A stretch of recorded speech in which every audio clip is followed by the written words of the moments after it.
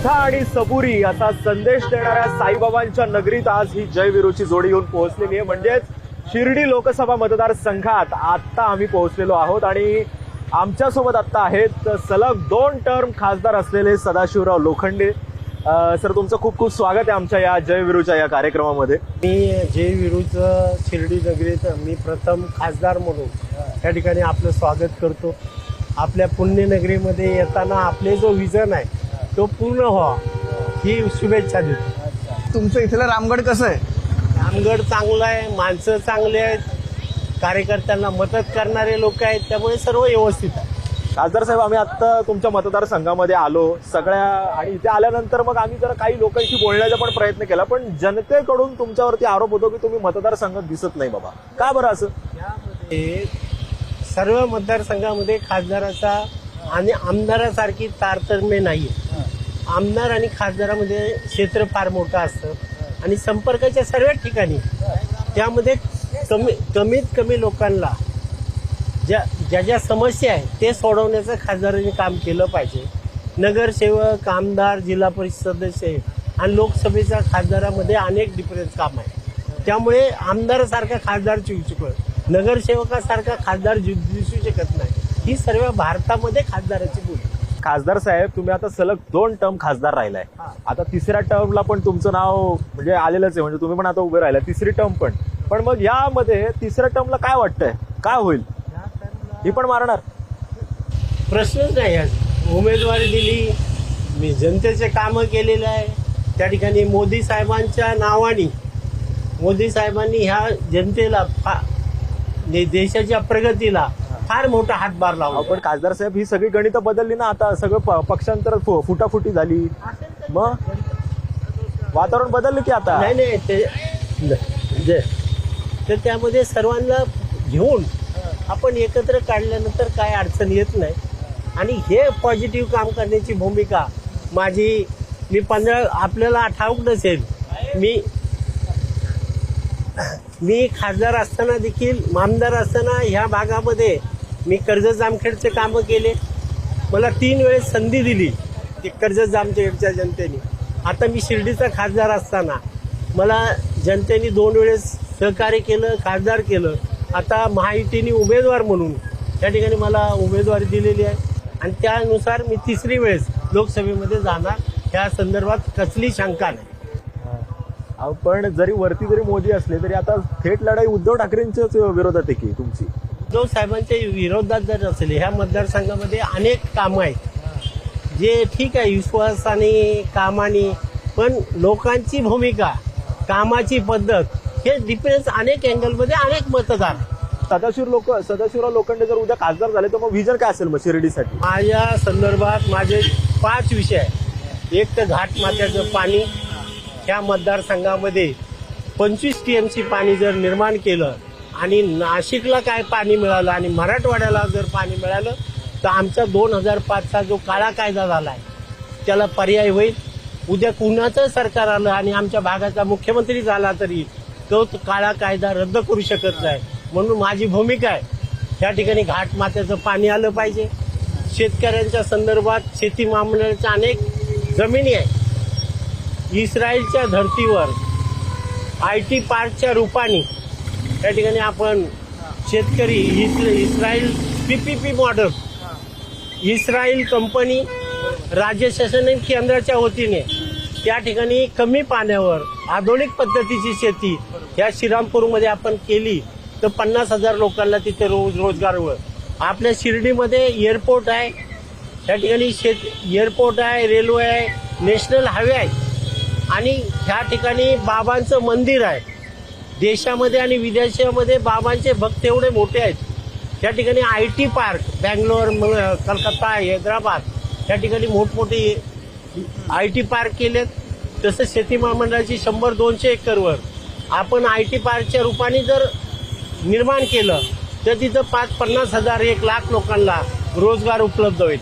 माझं मत आहे, मी शिर्डीचा खासदार असल्यामुळे एक 5 स्टार MIDC, आपण रांजणगाव MIDC बघितली असेल, फार मोठे डेव्हलपमेंट झालेली आहे. आमच्याकडे तळेगाव म्हणून संगमनेरला मोठी जागा आहे, डोंगराळ भाग आहे, तिथं काही शेती पिकत नाही. पण तिथं 5 स्टार MIDC जर झाली तर मुंबई नाशिक पुणा रोड आहे तिथं उपलब्ध आहे, समृद्धी महामार्ग आहे, त्या ठिकाणी एअरपोर्ट आहे, सर्व सुविधा असल्यामुळे इंटरनॅशनल कंपन्या तिथे येतील आणि 1 लाख लोकांना त्या 5 स्टार MIDC मध्ये रोजगार जर मिळाला, हे 5 काम आहेत ते आपण एकत्र करून लोकांमध्ये भूमिका आहे. आता मगाशी जय म्हणाला की खूप राजकीय गणितं बदलली. आता गेल्या वर्षी ज्यांना तुम्ही पाडलं ते यंदा तुमचा प्रचार करणार आहेत का? ते कुणाला पाडलं? आम्ही त्याला पाडल्याचा विषयच नाही. आमच्याकडे जो पाडलाय तोच आमच्या बरोबर आला. आता तेच म्हणतोय. नाही, मग ते आता तुमचा प्रचार करतील की?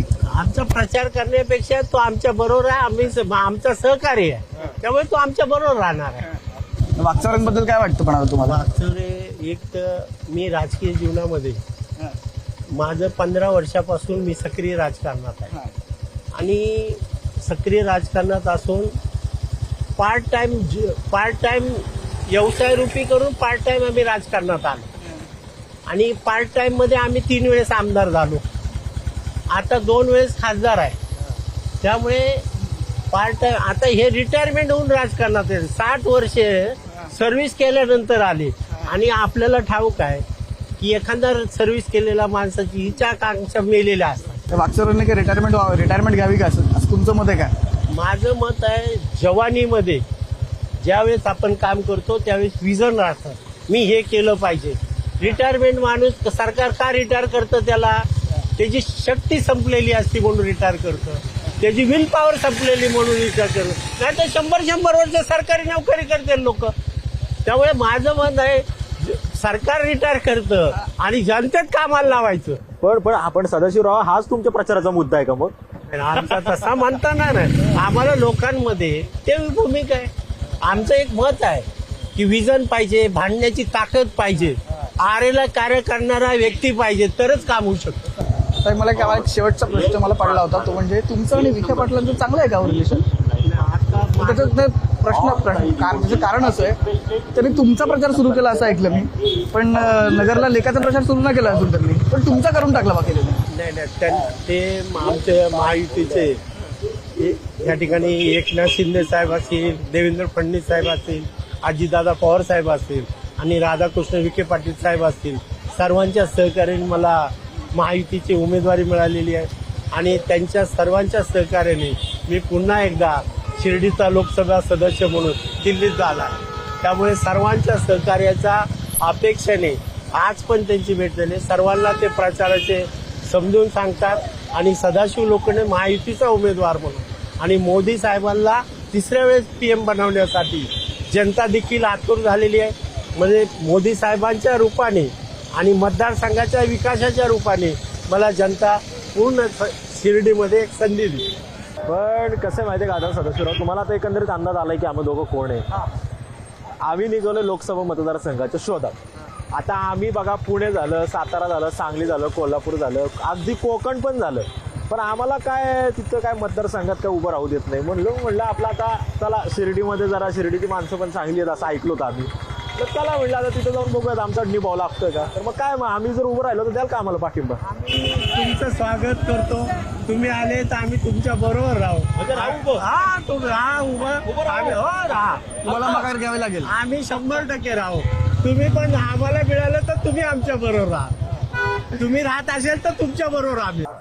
नाही पण सदाशिवराव, तुम्हाला खरंच म्हणजे तुमचं विजन खूप चांगलं आहे आणि येत्या काळात जर तुम्ही खासदार झालात तर तुमच्या नजरेतलं शिर्डी म्हणजे शिर्डीकरांना बघायला आवडेल आणि त्यासाठी या जय विरोच्या टीम कडून तुम्हाला खूप खूप साऱ्या शुभेच्छा. All the best.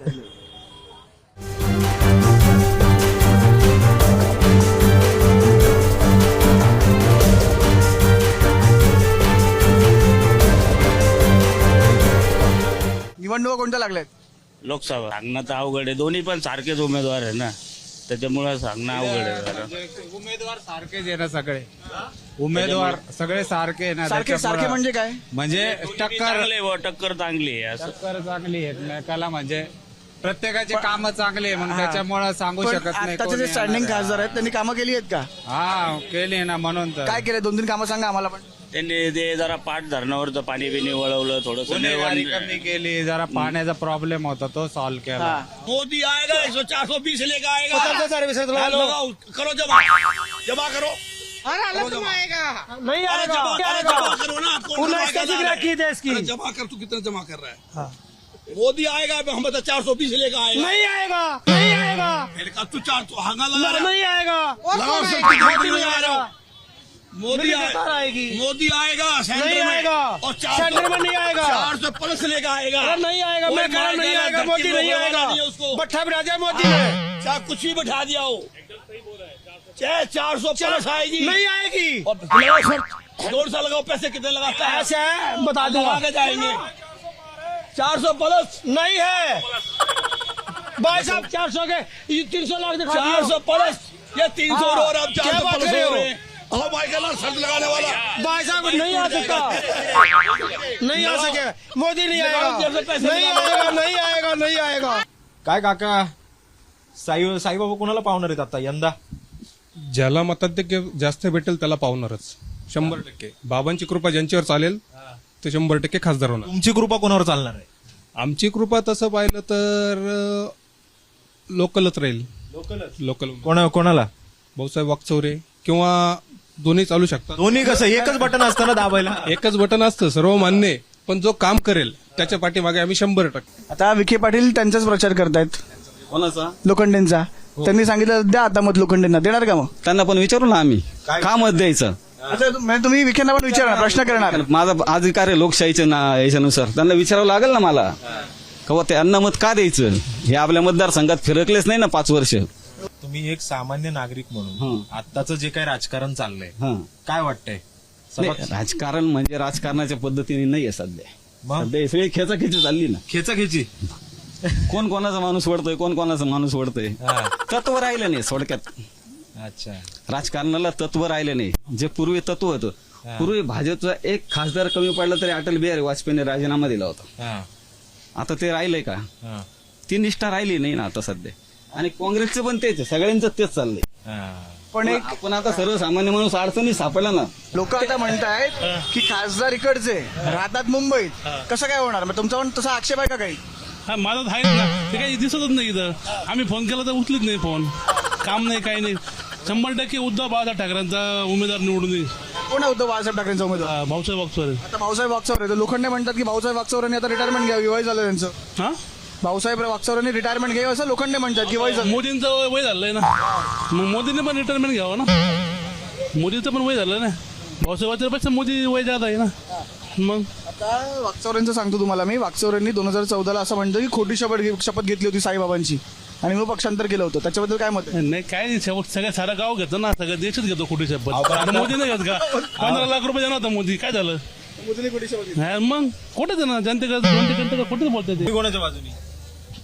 आम्ही लोखंडे साहेबांचे लोखंडे साहेबांच्या. काय राव मित्र राव, हा? मैत्रीत राजकारण आणू नये म्हणतात. प्रहार संघटनेचे आम्ही शिंदे अरे इकडे नेमकं कुठचं ठरवा. एक मिनिट फायनल करा, नेमकं कुठचं आहे ते. नेमकं कोण आहे, कोण कसं काय? 100% या मतदारसंघामध्ये लोखंडे साहेबच येणार. वा, आता बोला, नाही, मी सांगतो ना तुम्हाला आता. सांगा की. तुम्ही सांगण्यात काय त्यांचं काय नाही इथं. भाऊसाहेब वागचौरे 1-1.5 लाख मतदान निवडून येणार.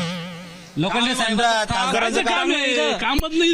धरणापासून पार मंदिरापासून शेतकरीपर्यंत लोखंडे साहेब गेलेले. लोखंडे म्हणतात ना पाणी वगैरे आणलं मी एवढं. आम्ही पण त्यांनीच करतो ना. आणलेलं आहे इथं. आम्ही पण करतो. त्यांचंच काम खूप चांगलं आहे. जलदिंडी घेऊन आम्ही पण मुंबई करतो. उद्धव बाळासाहेब ठाकरेंनीच ते मंजूर केलेलं आहे.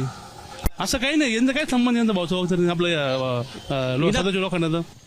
सर्व धर्म समभाव असं प्रतीक मानल्या जाणाऱ्या शिर्डी लोकसभा मतदारसंघामध्ये आम्ही होतो आणि तिथल्या उमेदवारांशी आणि तिथल्या मतदारांशी आम्ही बोललो. बोलताना कधी नव्हे ते एक इंटरेस्टिंग घटना आमच्यासोबत झाली. विद्यमान खासदार सदाशिव लोखंडे त्यांनी तर आम्हाला थेट उमेदवारीचीच ऑफर देऊन टाकली. पण आमचा गेम झाला, कारण हा मतदारसंघ राखीव आहे. त्यामुळे कितीही श्रद्धा असली तरी इथेही आम्हाला सबुरीचाच संदेश मिळालाय. आणि त्यामुळे प्रथा परंपरेनुसार आता आम्ही पुन्हा नव्या मतदारसंघाच्या शोधात निघतोय. जायचं? चला आता काय.